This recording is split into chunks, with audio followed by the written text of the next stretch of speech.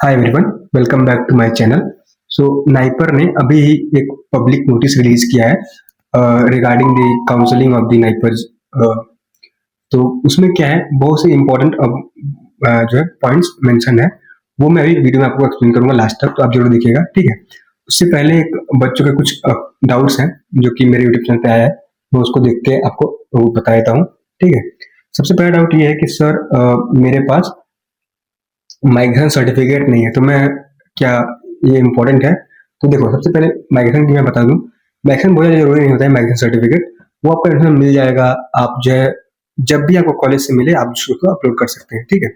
दूसरी बात यह है कि सर अब क्या हम लोगों का फिर से रजिस्ट्रेशन के लिए फिर से फी लगेगा कोई? हाँ, फीस लगने वाला है। अभी भी जो नोटिस आया उसमें मेंशन है कि अगर आप जनरल कैटेगरी से बिलोंग करते हैं, ओबीसी पीडब्ल्यूडी कैटेगरी से बिलोंग करते हैं, तो आपको 1000 रुपीज जो है रजिस्ट्रेशन का देना पड़ेगा। और अगर आप एस सी कैटेगरी से बिलोंग करते हैं तो आपको देना पड़ेगा 500 एज ए रजिस्ट्रेशन फीस, ठीक है। और कुछ इंपॉर्टेंट डाउट्स हैं रिगार्डिंग द काउंसलिंग, तो मैं अभी बता देता हूँ, मुझे पढ़ना होगा, ठीक है। Wait guys. हाँ, एफिडेविट इन द फॉर्म, हाँ, एक जो जब आपका एडमिशन हो जाएगा, ये अभी के लिए इंफॉर्मेशन नहीं है, जब आपका एडमिशन हो जाएगा प्रोविजनल लेटर आपको मिल जाएगा कि आपको कहाँ सीट मिली है।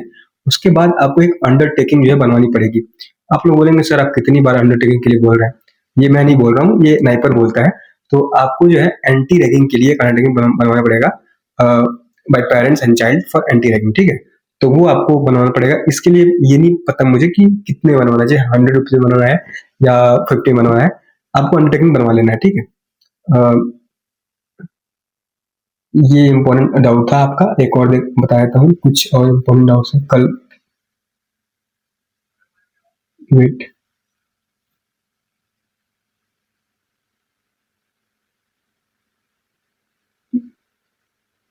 माइग्रेशन सर्टिफिकेट नहीं है, मैंने बता दिया कि कोई इम्पोर्टेंट जो है बहुत ज़्यादा इम्पोर्टेंट नहीं है।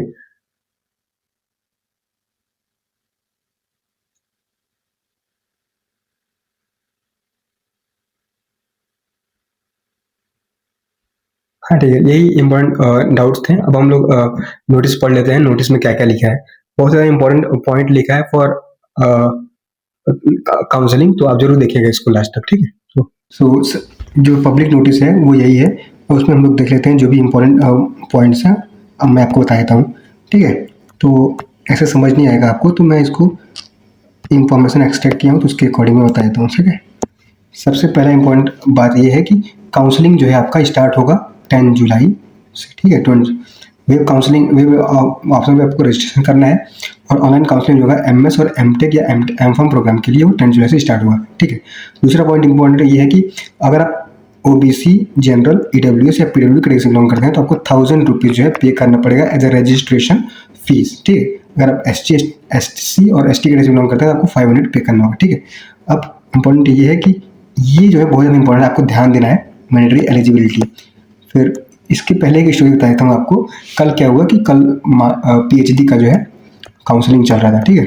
तो उसमें उन्होंने अबाउट 26 स्टूडेंट का जो है काउंसलिंग कर दिया था, 26 या 16 का, एग्जैक्टली मुझे याद नहीं आ रहा है।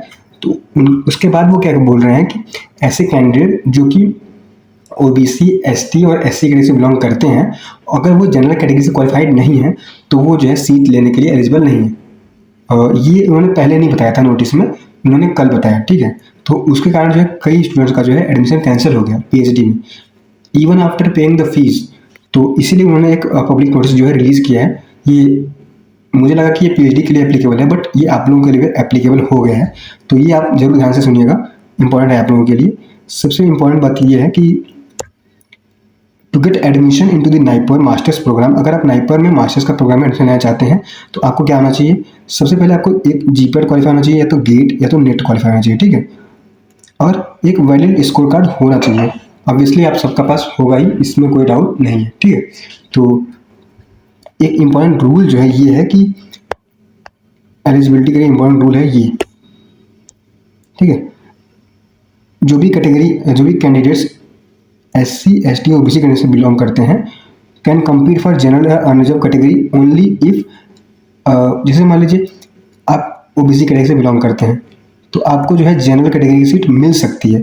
अभी लास्ट वीडियो में मैंने बताया भी है कि एक मेरी एक सब्सक्राइबर थी, उसको दो she belongs to OBC category but she got a general category seat. लेकिन क्यों मिला उसको? क्योंकि जो स्टूडेंट थी उसने क्वालिफाई किया था GPAT with general category cut off, ठीक है, वो जनरल कैटेगरी कट ऑफ से क्लियर किया था, तब उसको मिल गया। अगर वो कैंडिडेट ओबीसी की है और वो जो जीपैट है वो क्वालिफाइड नहीं है एज जनरल कैटेगरी से, तो उसको क्या होगा, जनरल कट ऑफ को क्वालिफाई नहीं है तो वो जो है ओबीसी की ही सीट ले सकती है, जनरल कैटेगरी सीट नहीं ले सकती है। ये जो है बात जनरल कैटेगरी के लिए फ़ायदेमंद है। क्यों? क्योंकि उनकी सीट्स जो हैं वो खाली रहेंगी। तो अगर आप जनरल कैटेगरी से बिलोंग करते हैं और आपका रैंक थोड़ा ज़्यादा भी है तो भी आप चिंता करने की बात नहीं है, आपको एडमिशन मिल जाएगा, ठीक है। क्योंकि बहुत से जो कैंडिडेट्स होते हैं वो अपने कैटेगरी से ही क्वालिफाई होते हैं। मैं फॉर एग्जांपल कोई ओबीसी कैटेगरी का है तो वो मोस्टली ओबीसी कैटेगरी से जो है क्वालिफाई होता है। तो ये आपके लिए इम्पोर्टेंट इंफॉर्मेशन है। Sorry, this score below general qualifying cut off will be considered only in their own reserve category. अगर वो जो है जनरल का कट ऑफ, फॉर एग्जांपल हमारे जनरल का कट ऑफ जो है 100 है और उन्होंने स्कोर किया है 80 और वो क्वालिफाइड है ओबीसी कैटेगरी से, तो इनको सिर्फ ओबीसी में ही कंसीडर किया जाएगा, नॉट इन जनरल कैटेगरी, ठीक है। तो ये इम्पोर्टेंट है जो है उन्होंने नोटिस दिया है। अच्छा हुआ कि पहले दे दिया उन्होंने फॉर मास्टर्स। पीएचडी के लिए तो ऐसा किया ही नहीं था, तो बहुत लोगों का पैसा वेस्ट हो गया क्योंकि वो ऑफलाइन काउंसलिंग होती है उनकी।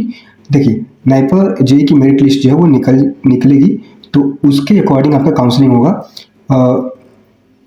ठीक है। आपके जीपैट रैंक पे उस पर कोई इफेक्ट नहीं करता है, ठीक है, जैसे सबको पता है। और एक वैलिड जीपैट गेट या नेट क्वालिफाइज होना चाहिए, कैटेगरी की एलिजिबिलिटी होनी चाहिए आपके पास, सीट अवेलेबिलिटी और सक्सेसफुल डॉक्यूमेंट वेरिफिकेशन जरूरी है। अब हम लोग देख लेते हैं कौन कौन से डॉक्यूमेंट वेरिफिकेशन जो है इंपॉर्टेंट डॉक्यूमेंट वेरिफिकेशन के लिए इंपॉर्टेंट है। जब भी आपको एडमिशन लेटर मिलेगा वो प्रोविजनल होगा इनिशियली, और ओरिजिनल डॉक्यूमेंट्स आपको लेके जाना है एट नाइपर, जो भी आपको नाइपर अलॉट होता है वहाँ पे। अगर आपको डॉक्यूमेंट जो है इनवैलिड पाया गया, इनकरेक्ट पाया गया, तो आपका जो एडमिशन कैंसिल हो सकता है, ठीक है। यूजुअली वो कैंसिल नहीं होता है बट हाँ हो सकता है, ठीक है। तो ये इंपॉर्टेंट पॉइंट था। सबसे ज़्यादा इंपॉर्टेंट वही है कि जो अगर आप अदर कैटेगरी से बिलोंग करते हैं, तो अगर आप जनरल कैटेगरी से चाहते हैं तो आपका जो जीपैट होना चाहिए वो जनरल कैटेगरी से क्वालिफाई होना चाहिए। फॉर एग्जांपल मेरा था तो मैं इजीली जो है जनरल कैटेगरी से ले सकता था। फॉर एग्जांपल ऐसे कुछ कैंडिडेट्स होंगे तो उनको मिलेगा, लेकिन कुछ कैंडिडेट्स ऐसे नहीं होंगे तो उनको नहीं मिलेगा। इस तो इम्पोर्टेंट बातें यही थी रिगार्डिंग दिस पब्लिक नोटिस। और आपको फर्दर कोई भी डाउट हो तो आप कमेंट सेक्शन में पूछ सकते हैं। I hope this video is clear to you guys. Thank you.